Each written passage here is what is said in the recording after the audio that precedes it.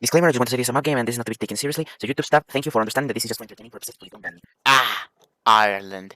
The Emerald Isle, once a place shrouded by mystery, is now divided thanks to centuries of warfare and oppression. So let's give the English a bit of their own medicine by playing as Ireland and uniting the Celtic peoples into a single nation. Ireland in Kaiserredux starts in one of the best positions considering everything, having recently just declaring independence free from the British monarch after they were exiled to Canada. Things are still not completely safe as the British, while red, still lay out there, and there is a sizable amount of British loyalists in Ulster just waiting for their moment to strike.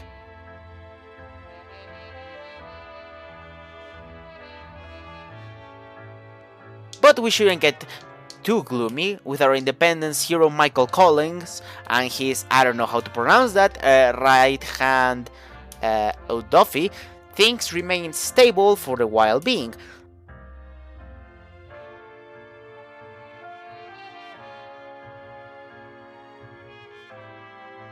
But things in Ulster keep brewing as unionist tensions are becoming a problem. Shortly afterwards, Black Monday has hit Ireland, but compared to other countries, there's no way to fix it through the government or focuses.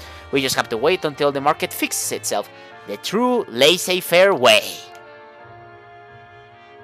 And that is not the only thing different about Ireland, as its economy branches basically focus on establishing dependencies of the government that you must invest early on and will give out bonuses and factories in the future. An example of this is the research branch, where you establish an institution and later you get bonuses for research speed and stuff like that.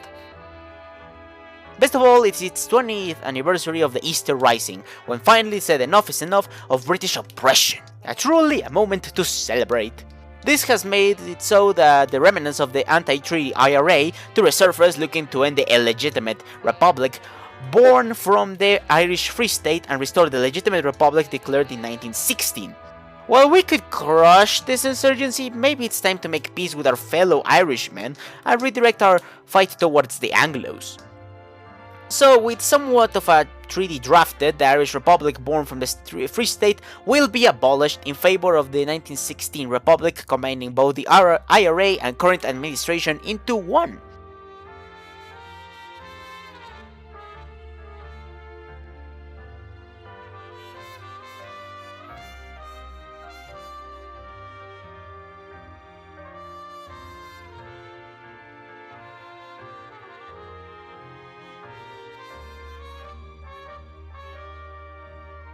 Returning to other matters, we shall expand the research centres and begin the industrialization process of Ireland. And just like before, it works the same way as I explained the research branch, so I don't know, invest in the future, I guess.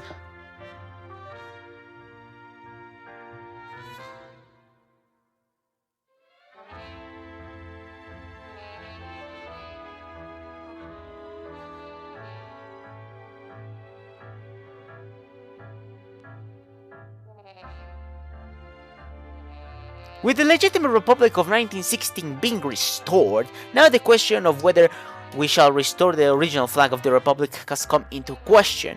Some say that the tricolour gets the job done, but to just stick it up to the British, we shall use the proclamation flag.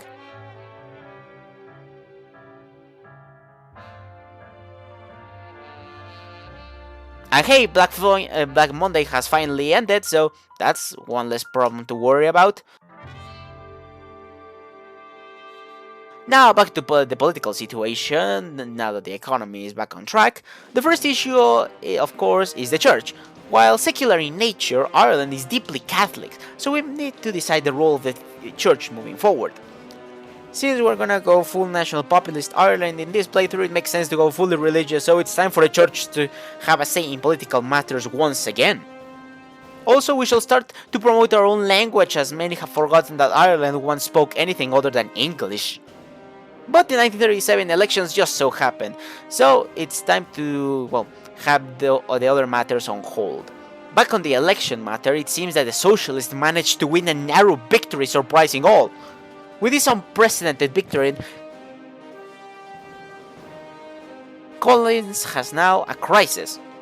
The more moderate parts of his cabinet has advised them to accept the elections and step down, while Duffy has advised him to take drastic measures to save Ireland from the Red Yoke.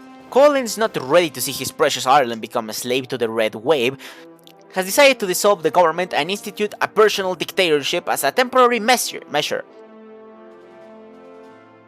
But not everyone being on board with this, the socialists have assassinated Collins, and now Duffy has taken full control of Ireland in the absence of Collins.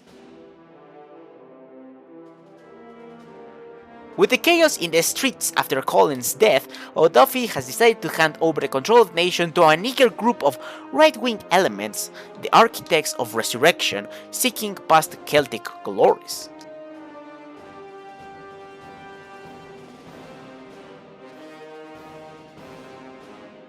This group seeks to enact revenge on the English for the tyrannical rule of Ireland of 700 years that almost wiped all of the old Celtic identity of Ireland, using a Christian corporatist model behind it and the use of right-wing populism.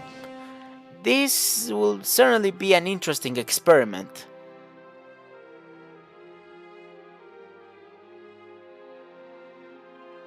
Also, at this point you get a decision to change the name of Ireland with a plethora of options to your liking. In this case, as the good Roman Buddha I am, I decided to go for the old Roman name of Hibernia, as it just sounds so elegant.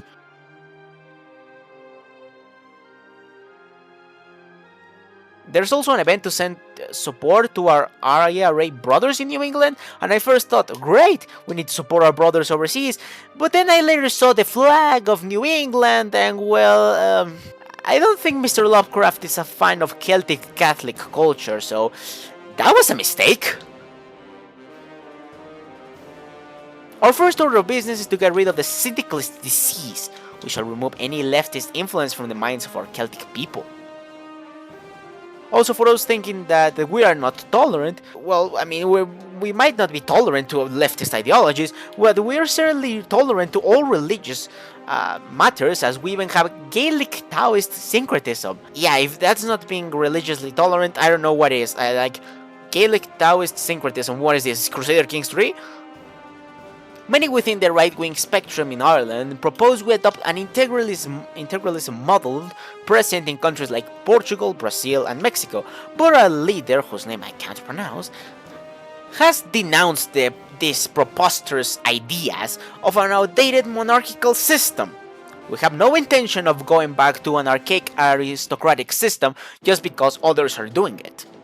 We shall promote the full revival of Celtic culture, calling for a revival of our own language to replace the hideous Germanic language that is English, and other measures to make Ireland Irish again, and replace the English colonists of our Ireland for good. One of these ideas was to reintroduce the old clan system used by our ancestors, removing the aristocratic model of the English, but because we have rejected the archaic ideas of monarchism, it doesn't really make sense to just introduce another similar system, even if it's just to pay homage to our ancestors. With Irish republicanism gone, the old political parties have begun to disband. One of these parties, the left-wing Nationalist Party, has taken a more right-wing approach to things as of lately, so our leader has decided to integrate their ideas for our new Ireland. So yeah, we have a coalition between Social Democrats and National Populists. That's cursed. Anyway, the blue shirts are still a thing, and since they are the ones that hadn't handed over control of Ireland to us, we shall incorporate them as an official arm of our government, but with our anti-Protestant stances on check, as we don't want any more bloodshed, while we construct a Christian Ireland, Protestants and Catholics included. Oh, and remember that Lovecraft lad? Well, I don't know what happened to him, but he got ousted, and now New Ireland is a thing. I have more questions than answers, but oh well, still nice to see. As part of our Gaelic revival, militia squads have begun forming, asking people whether they speak Irish fluently. Should they pass the test, they get a beer. If they don't, they will need to attend mandatory Irish classes to forget the Anglo tongue. If they refuse, well, they will suffer some consequences. It's just like Duolingo and their Spanish classes. Ah, y a propósito, se han tomado sus lecciones diarias de español, ¿verdad? Porque si no, ya saben las consecuencias. Now, for our economic system moving forward, we shall embrace the ideas of corporatism with a Christian spin, looking to unite the peoples of Ireland, as we are not against Protestants, as they are still fellow Irishmen, so long as they still swear loyalty and fealty to us. The Anglos have overstayed their welcome here. We need to cleanse Ireland of their bacteria-like culture and make Ireland fully Celtic again. So for that we shall implement restrictions and other measures to limit their influence, and gradually implement harsher measures for the foolish enough that decide to stay on our island. But we are not oblivious to the fact that the English menace still lays out there. As such, it's imperative that we move to fortify our island and militarize all elements available for the inevitable conflict. Our new market proposal for the economy combines elements of American progressives such as La Guardia and the Roosevelts in a right-wing populist way, with a heavily regulated anti-capitalist market to help the common man. With all of that done, our reforms have initiated a Celtic renaissance. The economy stands strong, our Irish culture renewed. We shall never bend the knee to any oppressor moving forward.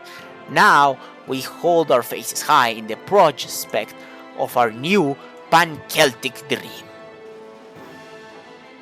Speaking of Irish culture, we need to decide on the future of Ulster and their unionist tendencies, and as expected, we shall continue the crackdown on these rogue elements, such as the Ulster Volunteer Force, that in IRL or basically the IRA version of the Unionists, so not exactly the best people out there. Here is the mandatory section for division templates, as everyone asks for them in every single video. Now it's time we look beyond our Emerald Isle and deal with our eternal enemies laying in the other side of the ocean. It is clear that a diplomatic solution is out of a question, so we shall prepare our military to end the eternal struggle and conflict once and for all. And just in time for the typical Alsace ultimatum,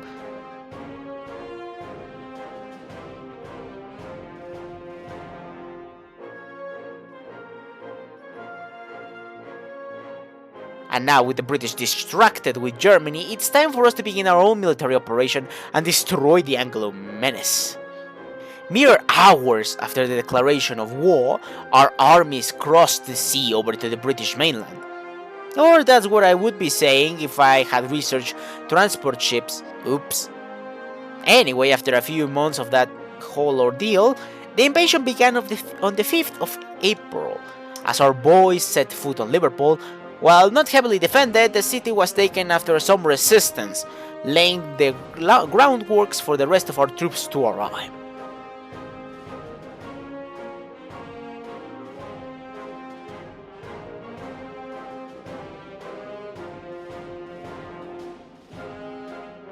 As is usual, the British AI will always focus to send their troops elsewhere even after being invaded.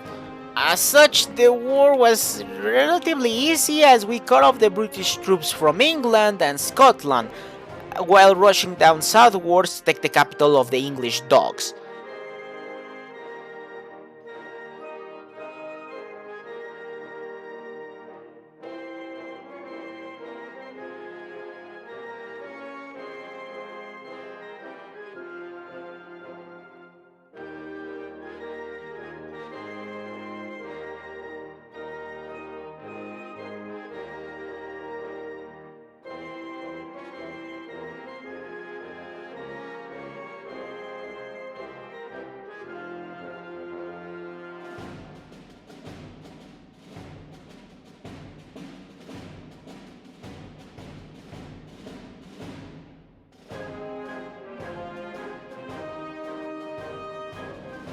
With the fall of London, British resistance crumbled, and they capitulated after the fall of some Scottish cities.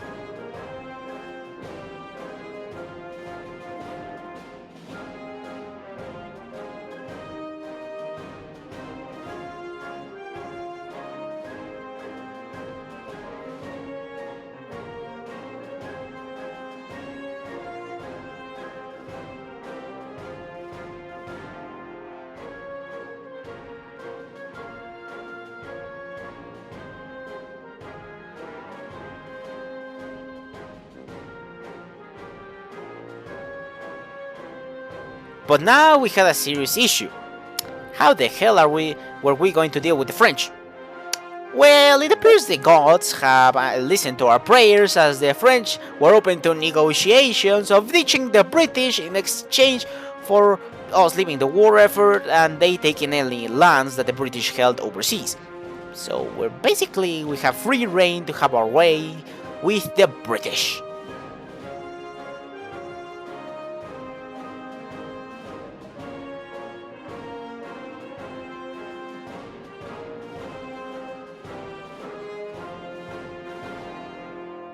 As all of the Celtic peoples in the British Isles were united, it's only natural to push for the union of all cultures into one mega-state to protect our interests against the Germanic Anglos. London laid in ruins. We had finally conquered the British bastards. But now comes the million-dollar question. What to do with the English now? We have several options. We could just allow them to form their petty government to avoid any conflict and prove that we are morally superior to them. The second proposal calls to use a Uno reverse card on the English and form an English Free State that would be nominally under Irish rule, but with just a greater sense of autonomy.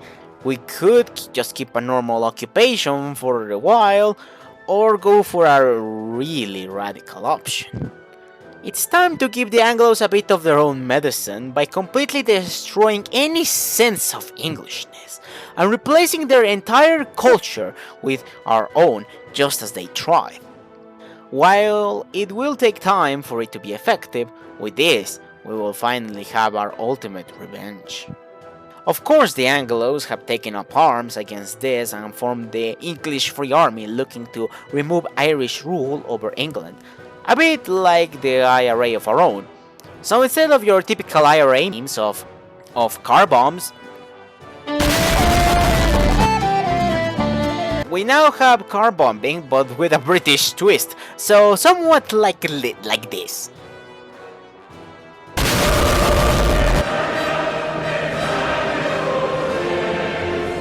It is also time to return to Ireland its rightful treasures stolen by the British oppressors. The first and most iconic, the uprising flag, is finally back on Irish soil, signaling to the world that the British monster is no more.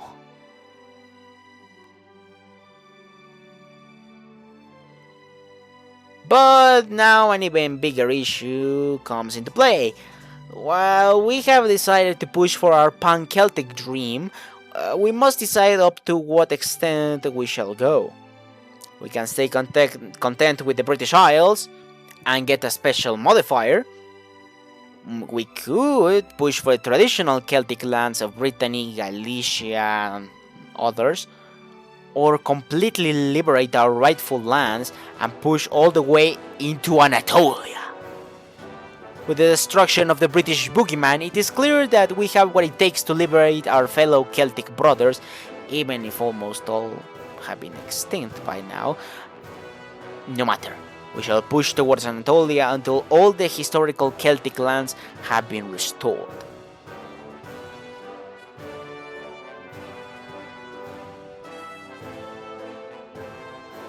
But that's for another time. I really hope you enjoyed the video. Next time we shall unite all the Celtic lands under one flag, even if that means going to war with the whole world. If you would like to see more content like this, remember to subscribe to the channel. If you are thinking that my voice was a little bit weird today, it's because I'm kinda sick, but what can you do? You are dismissed, soldier.